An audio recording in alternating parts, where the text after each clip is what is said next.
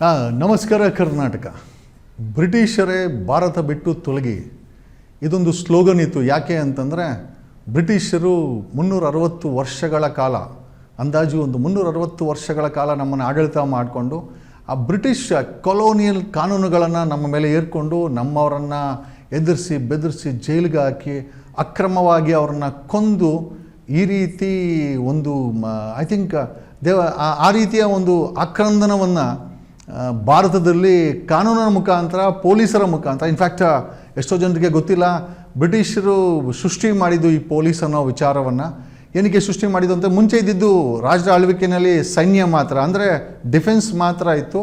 But ಒಂದು ಹೊಸ I think ಅಡ್ಮಿನಿಸ್ಟ್ರೇಷನನ್ನು ಈ ಪೊಲೀಸ್ ಮುಖಾಂತರ ಇಂಟ್ರೊಡ್ಯೂಸ್ ಮಾಡಿದೆ ಪೊಲೀಸರು, ಬ್ರಿಟಿಷರು ಅಂತ ಹೇಳುತ್ತಾ.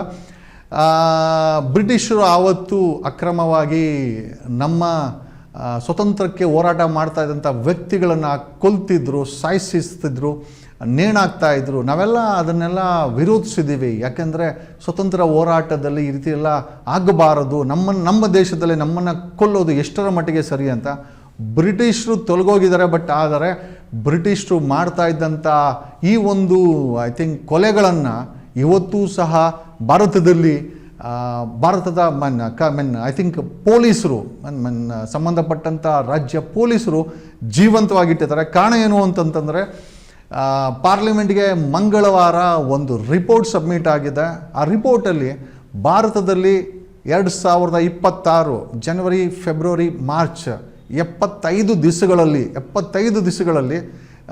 ಎಷ್ಟು ಕಸ್ಟೋಡಿಯಲ್ ಡೆತ್ ಆಗಿದೆ ಅಂತ ಮಾಹಿತಿ ಪಾರ್ಲಿಮೆಂಟಲ್ಲಿ ಕೇಳಲಾಗಿದೆ. 0 ಅವರ್ಸಲ್ಲಿ ಪಾರ್ಲಿಮೆಂಟ್ಗೆ ಸಬ್ಮಿಟ್ ಆದಂಥ ರಿಪೋರ್ಟೆಡ್ ಮಾಹಿತಿ ಏನಂತಂದರೆ, ಇಟ್ಸ್ ವೆರಿ ವೆರಿ ಶಾಕಿಂಗ್. ಕೇವಲ 75 ದಿನಗಳಲ್ಲಿ ಭಾರತದಲ್ಲಿ ಪೊಲೀಸರು 170 ವ್ಯಕ್ತಿಗಳನ್ನು ಕಸ್ಟಡಿಯಲ್ಲಿ ಸಾಯಿಸಿದ್ದಾರೆ. ಇದನ್ನು ಕಸ್ಟೋಡಿಯಲ್ ಡೆತ್ ಅಂತ ಹೇಳಿ ಐ ಥಿಂಕ್ ಒಂದು ಸುಂದರವಾದ ಪದದಲ್ಲಿ ಬಳಸಲಾಗುತ್ತೆ. ಬಟ್ ಈ ಎಲ್ಲ ಇನ್ಫ್ಯಾಕ್ಟ್ ಅದರಲ್ಲಿ ಕರ್ನಾಟಕದ ಕೊಲೆಗಳು ಸಹ, Karnataka if I am not wrong 3 custodial death ಆಗಿದೆ. ಮೊನ್ನೆ ಆದಂಥ ಮೋಸ್ಟ್ಲಿ ಕಾಂತರಾಜು ಡೆತ್ ಆಗಿರ್ಬೋದು. 1-2 ತಿಂಗಳ ಹಿಂದೆ ಬೆಂಗಳೂರಿನ ಐ ಥಿಂಕ್ ವಿವೇಕ್ ನಗರ ಪೊಲೀಸವರು ದರ್ಶನ್ ಅನ್ನೋ ವ್ಯಕ್ತಿನ ಕೊಲೆ ಮಾಡಿದಾಗಿರ್ಬೋದು. ಪ್ರಶ್ನೆ ಏನಪ್ಪ ಅಂತಂದರೆ, ಭಾರತವನ್ನು ಬ್ರಿಟಿಷರು ಬಿಟ್ಟು ತೊಲಗಿದ್ರು. ಬಟ್ ಆದರೆ ಬ್ರಿಟಿಷರು ಮಾಡ್ತಾ ಇದ್ದಂಥ ಕ್ರೌರ್ಯವನ್ನು, ಬ್ರಿಟಿಷರು ಮಾಡ್ತಾ ಇದ್ದಂಥ ಈ ಒಂದು ಕೊಲೆಗಳನ್ನು, ಭಾರತೀಯರನ್ನು ಮಾಡ್ತಾ ಇದ್ದಂಥ ಕೊಲೆಗಳನ್ನು ಇವತ್ತು ಈ ಒಂದು ಭ್ರಷ್ಟಾಚಾರ 78 ವರ್ಷಗಳ ಕಾಲ ಮುಗಿದಿದೆ. 78 ವರ್ಷಗಳ ಸ್ವತಂತ್ರದ ನಂತರ ಇವತ್ತು ಸಹ ಜೀವಂತವಾಗಿಟ್ಟಿರೋರು ಅದೇ ಕ್ರೌರ್ಯವನ್ನು, ಅದೇ ಕೊಲೆಗಳನ್ನು ಭಾರತದಲ್ಲಿರುವಂಥ ಪೊಲೀಸರು ಭಾರತದಲ್ಲಿ 170ಕ್ಕೂ ಹೆಚ್ಚು ಜನರನ್ನು, ಕೇವಲ 3 ತಿಂಗಳಲ್ಲಿ 170ಕ್ಕೂ ಹೆಚ್ಚು ಜನರನ್ನು, ಅಂದರೆ ಅಂದಾಜು ಒಂದು ದಿವಸಕ್ಕೆ ಲೆಕ್ಕ ಹಾಕಿದ್ರೆ ಪ್ರತಿದಿನ ಭಾರತದಲ್ಲಿ 3 ಸಾಮಾನ್ಯ ಜನರನ್ನು ಪೊಲೀಸರು ಕೊಲ್ತಾ ಇದ್ದಾರೆ. That's what the report says. ಇವತ್ತು ಪಾರ್ಲಿಮೆಂಟ್ಗೆ ಸಬ್ಮಿಟ್ ಮಾಡಿರುವಂಥ ರಿಪೋರ್ಟಲ್ಲಿ ಅಂದಾಜು ಪ್ರತಿದಿನ 170 ಅಂತಂದರೆ ಡಿವೈಡೆಡ್ ಬೈ 74 ಡೇಸ್ ಅಂತಂದರೆ ಹೆಚ್ಚು ಕಮ್ಮಿ ನಿಮಗೆ ಪ್ರತಿದಿನ 3 ಜನರನ್ನು ಪೊಲೀಸರು ಭಾರತದಲ್ಲಿ ಕೊಲ್ತಾ ಇದ್ದಾರೆ.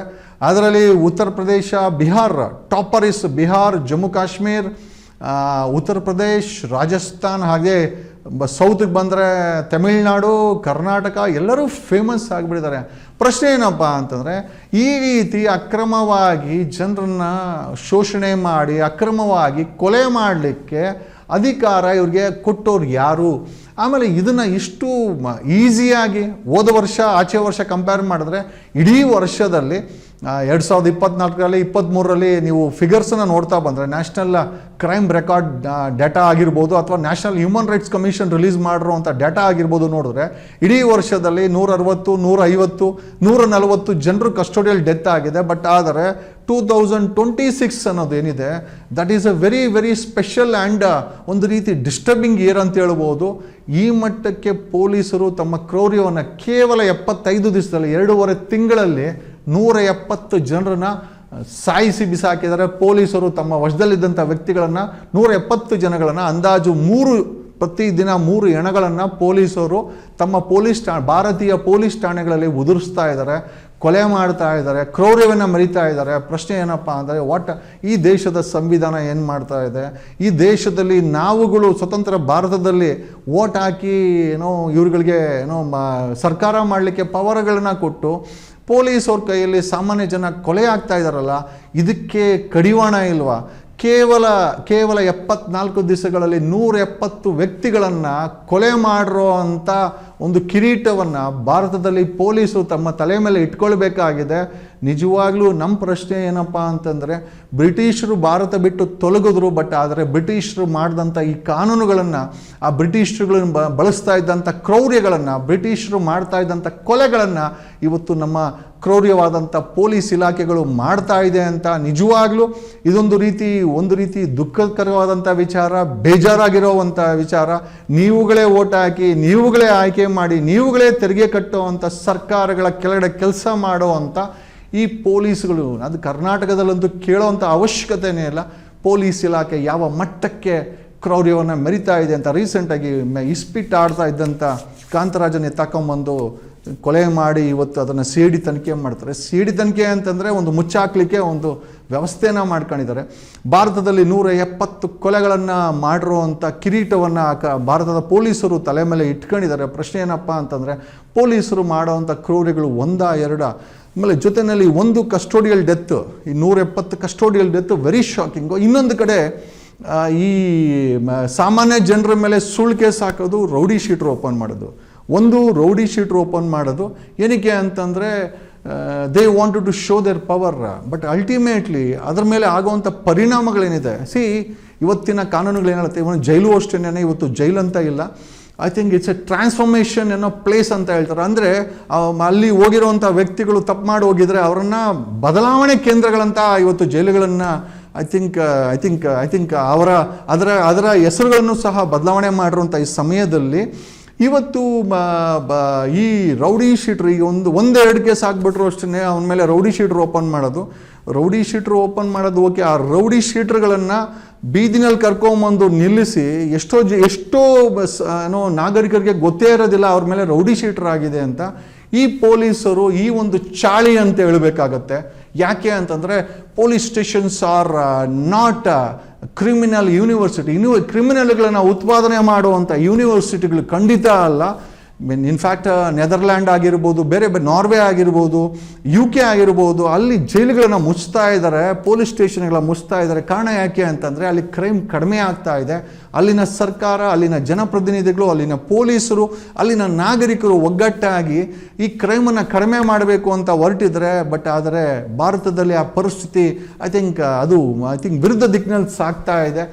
ಸಿಕ್ಕವರನ್ನು ಸುಳ್ಳು ಕೇಸುಗಳು ಹಾಕಿ ರೌಡಿ ಶೀಟ್ರ್ಗಳನ್ನ ಓಪನ್ ಮಾಡೋದು. ಆಮೇಲೆ ಇನ್ನೊಂದು ದೊಡ್ಡ ಮುಂದುವರೆದ ಭಾಗವಾಗಿ ಆ ರೌಡಿಗಳಂತ ಹೇಳಿ ಏನಿದ್ದಾರೆ ಅವರುಗಳನ್ನ ಕರ್ಕೊಂಬಂದು ದೊಡ್ಡ ಗ್ರೌಂಡಲ್ಲಿ, ಇಫ್ ಐಮ್ ನಾಟ್ ರಾಂಗ್, 10 ತಿಂಗಳ ಹಿಂದೆ I think Dharwad Hubli commissioner ಸುಮಾರು ಜನರನ್ನು ಕರ್ಕೊಂಬಂದು ಗ್ರೌಂಡಲ್ಲಿ ನಿಲ್ಲಿಸಿ ಅವರುಗಳನ್ನು ಪ್ರಶ್ನೆ ಮಾಡೋದು ಮಾಧ್ಯಮಗಳ ಮುಂದೆ.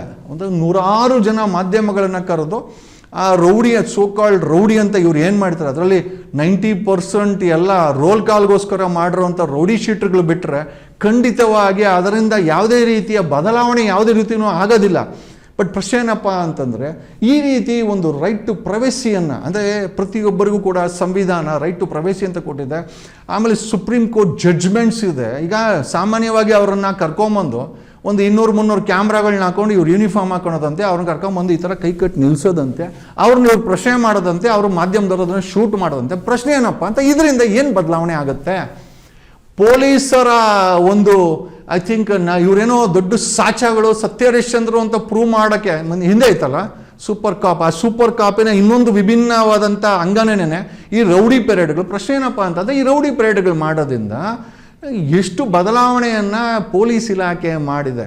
If at all you ask me this question, ನಮ್ಮನ್ನ ಪ್ರಶ್ನೆ ಮಾಡಿದ್ರೆ ಅಸಂವಿಧಾನಿಕವಾದಂಥ ನಡೆಯನ್ನು ಪೊಲೀಸರು ಈ ರೌಡಿ ಪೆರೇಡ್ಗಳಲ್ಲಿ ಮಾಡ್ತಾರೆ. ಕಾರಣ ಯಾಕೆ ಅಂತಂದರೆ, ಅವನನ್ನು ಕರ್ಕೊಂಬಂದು 100-150 ಕ್ಯಾಮ್ರಾಗಳ ಮುಂದೆ ನಿಲ್ಲಿಸಿದ್ರೆ ಅಥವಾ ಆತನನ್ನು ನಿಲ್ಲಿಸಿದ್ರೆ ಆತನಿಗೆ ಸಾಮಾನ್ಯವಾಗಿ ಎಲ್ಲರಿಗೂ ಫ್ಯಾಮಿಲಿ ಇರುತ್ತೆ, ಮಕ್ಕಳು ಇರ್ತಾರೆ. ಎಲ್ಲದಕ್ಕಿಂತ ಹೆಚ್ಚಾಗಿ ಅವನನ್ನು ನೀವು ರೌಡಿ ಅಂತ ಫ್ರೇಮ್ ಮಾಡಿ ಮಾಧ್ಯಮಗಳ ಮುಖಾಂತರ ಅವನನ್ನು ನೀವು ತೋರಿಸಿದ್ರೆ ಅಥವಾ ಅವರನ್ನು ಗುಂಪನ್ನು ತೋರಿಸಿದ್ರೆ ಯಾರು ತಾನೇ ಅವ್ರಿಗೆ ಕೆಲಸ ಮಾಡಲಿಕ್ಕೆ ಕೆಲಸ ಕೊಡ್ತಾರೆ? ಅವನಿಗೆ ಕೆಲಸ ಕೊಟ್ಟಿಲ್ಲ ಅಂತಂದರೆ ತುಂಬ ಈಸಿ ಮತ್ತೆ ಅದೇ ಕ್ರೈಮನ್ನು ಅವನು ಮಾಡಬೇಕು ಅಥವಾ ಮಾಡಲೇಬೇಕು. ಯಾಕೆ ಅಂತಂದರೆ ಅವನಿಗೂ ಕೂಡ ಊಟ ನಡೀಬೇಕಲ್ಲ. ಈ ರೀತಿಯಾದಂಥ ಅಸಂವಿಧಾನಿಕ ನಡೆಗಳನ್ನು we have written complaints and ಈ ರೀತಿ ಅಸಂವಿಧಾನಿಕವಾಗಿ ವ್ಯಕ್ತಿಗಳನ್ನು ಅವರ ಪ್ರವೇಶಿನ ಡ್ಯಾಮೇಜ್ ಮಾಡಿ ಆಮೇಲೆ ಬರೀ ಅವ್ರನ್ನ ಕರ್ಕೊಂಬರೋದು ಒಂದೇ ಅಂತಲ್ಲ, ಮಾಧ್ಯಮಗಳ ಮುಂದೆ ಅವರನ್ನು ಗದರಿಸೋದು, ಎದುರಿಸೋದು, ಬೆದರಿಸೋದು. ಅಲ್ಟಿಮೇಟಾಗಿ ಈ ರೀತಿ ಮಾಡೋದ್ರಿಂದ ನಿಜವಾಗ್ಲೂ ಪ್ರಾಮಾಣಿಕವಾದಂಥ DGP ಕರ್ನಾಟಕದಲ್ಲಿದ್ದರೆ, ಒಬ್ಬ ಹೋಮ್ ಮಿನಿಸ್ಟರ್ ಕರ್ನಾಟಕದಲ್ಲಿದ್ದರೆ ಖಂಡಿತವಾಗಿ ಅಂಥ ವ್ಯಕ್ತಿಗಳನ್ನು ಕೌನ್ಸಿಲಿಂಗ್ಗೆ, ನಿಮ್ಯಾನ್ಸ್ಗೆ ರೆಫರ್ ಮಾಡಬೇಕು. They should be repeatedly counselled. ಅವ್ರ ಮೇಲೆ ಒಂದು ಕಣ್ಣನ್ನು ಇಡಬೇಕು. ಅವರು ಕೆಟ್ಟದನ್ನು ಮಾಡದಿದ್ದಂಗೆ ನಿಜವಾಗ್ಲೂ ಆ ರೀತಿ ಮಾಡಬೇಕು ಅಂತಂದರೆ ಈ ಪ್ರಪಂಚದಲ್ಲಿ ನೆದರ್ಲ್ಯಾಂಡಲ್ಲಿ ಮಾಡಿರುವಂಥ ಕೆಲಸಗಳನ್ನು ಕರ್ನಾಟಕದ ಪೊಲೀಸರು, ಕರ್ನಾಟಕದ ಹೋಮ್ ಮಿನಿಸ್ಟ್ರು, ಕರ್ನಾಟಕದಲ್ಲಿ ಇರುವಂಥ ಸರ್ಕಾರಗಳು ಕಲ್ತ್ಕೊಳ್ಬೇಕಾಗತ್ತೆ. ಬಹಿರಂಗವಾಗಿ ರೌಡಿ ಪೆರೇಡ್ ಮಾಡೋದ್ರಿಂದ ಖಂಡಿತವಾಗಿ ಅವರ ಜೀವನದಲ್ಲಿ ಯಾವುದೇ ಬದಲಾವಣೆ ಆಗಲ್ಲ. ಬದಲಿಗೆ ಅವ್ರನ್ನ ಪರ್ಮನೆಂಟಾಗಿ ಕ್ರಿಮಿನಲ್ ಆಗಿ ಇರಿಸುವಂಥ ಕೆಲಸವನ್ನು ಈ ಪೊಲೀಸರು ಮಾಡ್ತಾರೆ ಅಂತ ಈ ಮೂಲಕ ಹೇಳುತ್ತಾ, ದಿಸ್ ಈಸ್ ಅನ್ಕಾನ್ಸ್ಟಿಟ್ಯೂಷನಲ್. ಯಾವುದೇ ವ್ಯಕ್ತಿಯನ್ನು ನೀವು ಒಬ್ಬ ಕ್ರಿಮಿನಲ್ ಅಂತ ಕರ್ಕೊಂಬಂದು, ರೌಡಿ ಅಂತ ಕರ್ಕೊಂಬಂದು ನಿಲ್ಲಿಸಿದ್ರೆ ಯಾವನ್ ಕೊಡ್ತಾನೆ ಅವ್ರ ಕೆಲಸ ಯಾವನ್ ಕೊಡ್ತಾನೆ ಅಂದರೆ ನಿಮ್ಮ ಪ್ರಕಾರ ಅವನು ಮತ್ತೆ ಕ್ರೈಮನ್ನೇ ಮಾಡಬೇಕು, ನಿಮಗೆ ವಸೂಲಿ ಮಾಡಿ ಕೊಡಬೇಕು. ಇಷ್ಟು ಬಿಟ್ಟರೆ ಅಲ್ಲಿ ಬದಲಾವಣೆ ಆಗುವಂಥ ವ್ಯವಸ್ಥೆ ಎಲ್ಲಿದೆ? ನಿಜವಾಗ್ಲೂ ಕರ್ನಾಟಕದಲ್ಲಿ DGP ಇದ್ದರೆ, if at all you need this, ಈ ಒಂದು ರೌಡಿ ಶೂಟರ್ಗಳಂತ ಅದರಲ್ಲಿ 90% ವಸೂಲಿಗೋಸ್ಕರ ತಿಂಗಳು ಮಾಮೂಲಿ ವಸೂಲಿ ಮಾಡೋಕ್ಕೋಸ್ಕರ ಮಾಡಿರೋಂಥ ರೌಡಿ ಶೀಟರ್ಗಳು ಬಿಟ್ಟರೆ ಒಂದು 10% 5% ಜೆನ್ಯೂನಾಗಿ ಸಿಗ್ಬೋದು. ಬಿಟ್ಟು ಅವ್ರನ್ನೂ ಕೂಡ ಸತತವಾಗಿ ಕೌನ್ಸಿಲಿಂಗ್ ಮಾಡಿ ಅವರುಗಳಿಗೆ ಒಂದು ಒಳ್ಳೆಯ ಪ್ರಪಂಚವನ್ನು ತೋರಿಸಿದ್ರೆ ಅವ್ರಿಗೂ ಒಂದು ಮರ್ಯಾದೆ ಇದೆ, ಅವ್ರಿಗೂ ಒಂದು ಒಳ್ಳೆ ಜೀವನ ಇದೆ. ಬದಲಾವಣೆ ಆದರೆ ಅವ್ರಿಗೆ ವ್ಯವಸ್ಥೆ, ಸರ್ಕಾರ, ಸಮಾಜ ಎಲ್ಪ್ ಮಾಡುತ್ತೆ ಅಂತ ಗೊತ್ತಾದರೆ ಯಾವನೂ ಕೂಡ ಕ್ರೈಮ್ ಮಾಡಲ್ಲ. ಬದಲಿಗೆ ಈ ರೌಡಿ ಪೆರೇಡ್ಗಳನ್ನು ಇವರು ಮಾಡೋದೇನೇನೆ ಅವ್ರನ್ನ ಪರ್ಮನೆಂಟಾಗಿ ರೌಡಿಗಳಾಗಿ, ಕ್ರಿಮಿನಲ್ ಆಗಿ ಮಡಗಕ್ಕೆ, ಅವರ ಜೀವನವನ್ನು ನಾಶ ಮಾಡಲಿಕ್ಕೆ ಈ ಬ್ರಿಟಿಷರ ಪದ್ಧತಿಯನ್ನು ಪಾಲನೆ ಮಾಡ್ತಾ ಇರುವಂಥ ಈ ಐ ಥಿಂಕ್ ಇವತ್ತಿನ ಸೋಕಾಲ್ಡ್ ಭ್ರಷ್ಟ ಕಾಮುಕ ಪೊಲೀಸರು ಮಾಡ್ತಾ ಇರುವಂಥ ಕೆಲಸ better we wanted to change. ಯಾವ ರೌಡಿಗಳ ಜೊತೆ ಸಮಾಜ ಇರ್ಲಿಕ್ಕೆ ಇಷ್ಟಪಡುತ್ತೆ? ಆಮೇಲೆ ಯಾವ ರೌಡಿಗಳನ್ನು ಪರ್ಮನೆಂಟಾಗಿ ರೌಡಿಗಳಾಗೇ ಉಳಿಸ್ಲಿಕ್ಕೆ ಏನು ಪ್ರಾಮಾಣಿಕ ಪ್ರಯತ್ನ ಕರ್ನಾಟಕ ಪೊಲೀಸರು ಮಾಡ್ತಾ ಇದ್ದಾರೆ? ಸಂವಿಧಾನ ವಿರುದ್ಧವಾಗಿ ನೀವೆಲ್ಲ ಕೆಲಸ ಮಾಡ್ತಾ ಇದ್ದೀರಾ. You need to understand. Okay, ಒಂದು ಪೊಲೀಸ್ ಸ್ಟೇಷನ್ಗಳಲ್ಲಿ ಅಥವಾ ರೌಡಿಗಳಂತ ನೀವೇನು ಮಾಡಿಕೊಂಡು ಫೋಟೋಗಳನ್ನು ಹಾಕ್ತಾರೆ. ಕರ್ನಾಟಕ ಲೋಕಾಯುಕ್ತದ if we ask this question, ಭ್ರಷ್ಟರು ಈ ತಿಂಗಳಂತೂ ಒಂದು 100-150 ಜನ ಸಿಕ್ಕಾಕೊಂಡಿದ್ದಾರೆ. ಕರ್ನಾಟಕ ಲೋಕಾಯುಕ್ತದಲ್ಲಿ ಭ್ರಷ್ಟರನ್ನ ಫೋಟೋಗಳು ಸಮೇತ ಹಾಕಿ ಅವ್ರನ್ನ ಏನಾದರೂ ಪೆರೇಡ್ ಮಾಡೋದು ನೋಡಿದ್ದೀರಾ? No, it doesn't happen. ಯಾಕೆ ಅಂತಂದರೆ ಅವರೆಲ್ಲ ದುಡ್ಡಿರೋರು. ಅಂದರೆ ಕಾನೂನು ತಿಳುವಳಿಕೆ ಇಲ್ಲದಂಥ ವ್ಯಕ್ತಿಗಳನ್ನು ಅವ್ರು ಮಾಡಿದರೋ ತಪ್ಪು ಅಥವಾ ಮಾಡಿಲ್ವೋ, ಅಥವಾ ಸುಳ್ಳು ಕೇಸುಗಳು ಅಥವಾ ಸುಳ್ಳು ರೌಡಿ ಶೀಟರ್ಗಳನ್ನು ಮಾಡಿ ಒಂದು ಗುಂಪನ್ನು ಕ್ರಿಯೇಟ್ ಮಾಡಿ ಆ ಗುಂಪನ್ನು ಸಾರ್ವಜನಿಕರ ಮುಂದೆ ಬಹಿರಂಗವಾಗಿ ಕರ್ಕೊಂಬಂದು ನಿಲ್ಲಿಸಿ ಮಾಧ್ಯಮಗಳ ಕ್ಯಾಮ್ರಾಗಳನ್ನು ತರಿಸಿ ಅಸಂವಿಧಾನಿಕವಾಗಿ ಅವರ ಪ್ರವೇಶಿಯನ್ನು ಡ್ಯಾಮೇಜ್ ಮಾಡೋದಲ್ದರ, ಅವರ ಪ್ರವೇಶಿಯನ್ನು ಡ್ಯಾಮೇಜ್ ಮಾಡೋದಲ್ದರ ಅವರ ಹೆಂಡತಿ ಮಕ್ಕಳಿಗೂ ಸಹ, ಈಗ ಅವ್ರ ಮಕ್ಕಳು ಒಬ್ಬರೇ ಇರ್ತಾರೆ, ಯಾವುದೋ ಒಂದು ಸ್ಕೂಲ್ಗೆ ಹೋಗ್ತಾ ಇರ್ತಾರೆ. ಯಾವ ಮುಖ ಎತ್ಕೊಂಡು ಅವ್ರ ಮಕ್ಕಳು ಆ ಶಾಲೆಗೆ ಹೋಗ್ತಾರೆ? ಅವ್ರ ಹೆಂಡತಿ ಎಲ್ಲೋ ಗಾರ್ಮೆಂಟ್ಸ್ಗೋ ಎಲ್ಲೋ ಕೂಲಿಗೆಲ್ಲೋ ಹೋಗ್ತಾ ಇರ್ತಾರೆ. ಯಾವ ಮುಖ ಇಟ್ಕೊಂಡು ಇವನು ರೌಡಿ ಹೆಂಡತಿ ಅಂತ ಹೇಳಿದ್ರೆ ಯಾರು ಅವ್ರಿಗೆ ಕೆಲಸ ಕೊಡ್ತಾರೆ? ಈ ರೀತಿಯ ಒಂದು ಅಸಂವಿಧಾನಿಕ ನಡೆಗಳನ್ನು ಪೊಲೀಸರು ತಮ್ಮ ಪೊಗರು ಅಂತಲೇ ಹೇಳಬೇಕಾಗತ್ತೆ. ನೀವು ಯಾರು ಕೂಡ ಸತ್ಯ ಹರಿಶ್ಚಂದ್ರ ಮಕ್ಕಳಲ್ಲ. ಕಳೆದ 6 ತಿಂಗಳಲ್ಲಿ ನೀವು ಮಾಡ್ತಾ ಇರೋಂಥ ಒಂದು ಎಲ್ಲ ಕೆಟ್ಟ ಕೆಲಸಗಳನ್ನು ಇಡೀ ಕರ್ನಾಟಕ ನೋಡ್ತಾ ಇದೆ. ನಾವೊಂದು ಸತತವಾಗಿ ಎಕ್ಸ್ಪೋಸ್ ಮಾಡ್ತಾ ಇದ್ದೀವಿ.